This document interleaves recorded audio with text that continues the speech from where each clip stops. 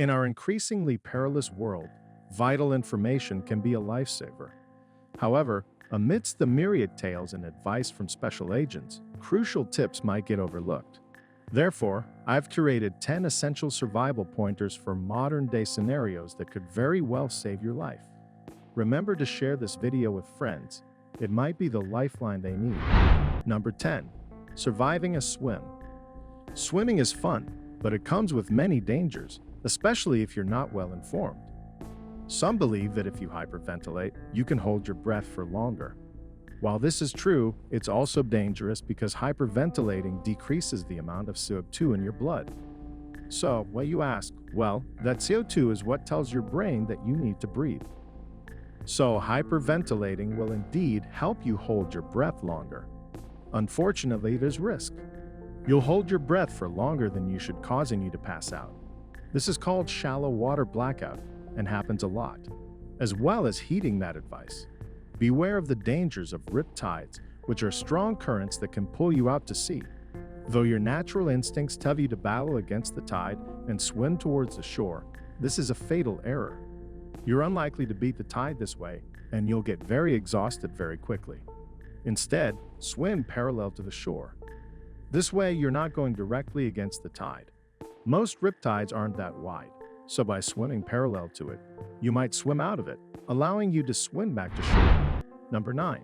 Getting out of a chokehold. Chokeholds involve someone getting behind you and strangling your throat with their arms. If they squeeze on your carotid artery, you'll pass out because of the lack of oxygen getting to your brain. If they know what they're doing, that can happen in 3 to 5 seconds, especially if they press their other hand against the back of your head. To prevent that from happening, lean your head back and do what you can to get your arm between your neck and the person's grip. As you do that, lean back and grab the person's shoulder, hair, or shirt. Basically, whatever you can grab, and be sure to hold on for dear life. Spread your legs wide and lean forward. If their arm is still around your throat, this will unbalance them. Still gripping their shoulder, whip them over your back so that they fly over you onto the ground. Don't let them recover, or you'll be in big trouble. Do some damage to their face, and hopefully they pass out so you can make a run for it. The longer they stay out, the further you can get away. Number 8. How to survive a car crash. To minimize your chance of dying or being injured in a car crash, follow these simple steps. If you're the one behind the wheel, keep your hands at the 3 and 9 marks so you can steady yourself against the impact and avoid flying through the windshield. Grip these points while making sure your thumbs are on the outside as if you're hitchhiking. None of your fingers should be on the inside of the wheel, as that increases the chance of them fracturing or breaking at the point of impact. Neither should you cross your arms in front of you, because that puts you at risk of breaking your wrist and forearms. If you're a passenger in the back, lean forward and rest your head against the seat in front of you. To avoid ramming into it, clasp your hands behind your head, rest your elbows on the seat in front on either side of your face, and keep your knees bent at a 90-degree angle to cushion you on impact. This position minimizes the chances of your bones breaking on impact. Number 7. Save yourself from choking. If you see someone choking, the official advice is to first encourage them to cough to clear their blocked airways. If this doesn't work, first, try to deliver 5 sharp blows between the person's shoulder blades with the heel of your hand. If that doesn't work, try the Heimlich maneuver.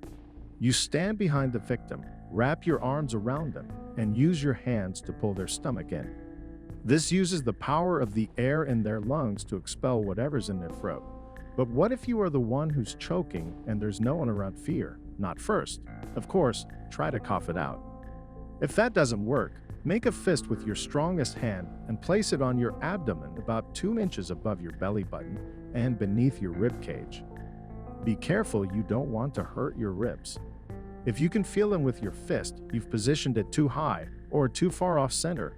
Keep coughing and grip that fist with your other hand, pull inward and up. If that doesn't work, find a chair, railing, or other object and push your fist against it until it comes out. Help yourself by exhaling sharply. Number 6. Surviving a river crossing. Riptides don't just happen off the beach. They also happen in rivers, especially shallow ones. This makes them extremely deceptive because of powerful currents that may lie beneath. So, here's a simple rule of thumb. No matter how tempting that river looks or how seemingly placid and shallow it seems, don't cross it. Shallow streams carry a lot of kinetic energy, more than enough to carry you off your feet. If you're already in and get caught in a riptide, make your way to the bank diagonally at a 45-degree angle. If possible, don't head straight towards the bank as you'll be fighting the force of the current, which will exhaust you. If you get tired, try to float on your back and look downstream. Keep your feet pointed downstream to protect your head while keeping your legs bent to absorb any impact against rocks and other debris. Try to keep calm as you breathe with the water's flow to avoid swallowing too much. Once you're out of the current, make your way to the shore. Before I reveal the next example, you should subscribe.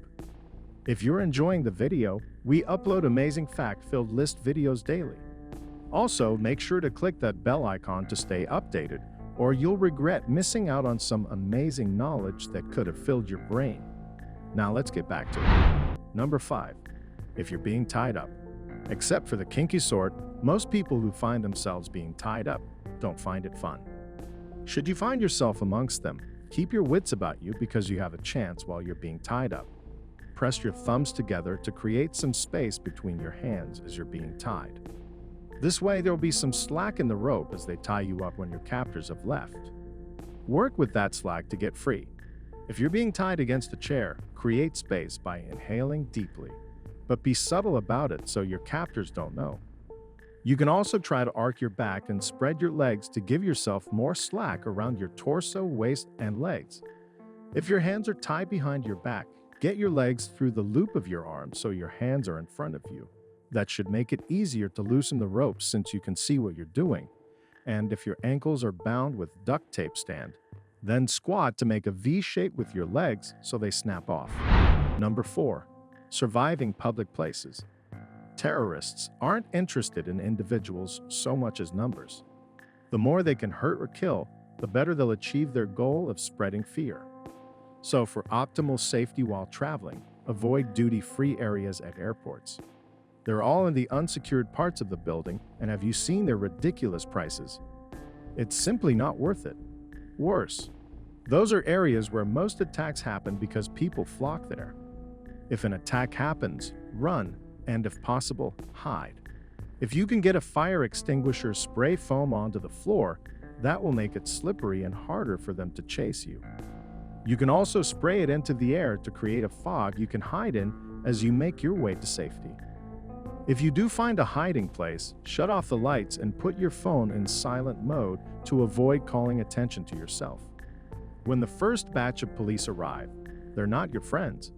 They're there to neutralize the attackers as quickly as possible. Unfortunately, they have no way of knowing who's who.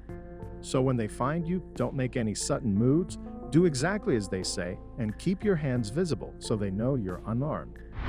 Number 3. Always carry tactical flashlights. Tactical flashlights are your best friends. Unlike regular flashlights, they cast a narrower beam. One with 150 to 299 lumens is enough to light up a big dark room, but it's also good for so much more. Why? Because 150 lumens is also enough to blind an attacker for a few minutes, while 300 lumens can do the same even during the bright of day. Most tactical flashlights are built to be sturdy and durable, and many come with serrated edges around the bowl. These are designed to break car windows.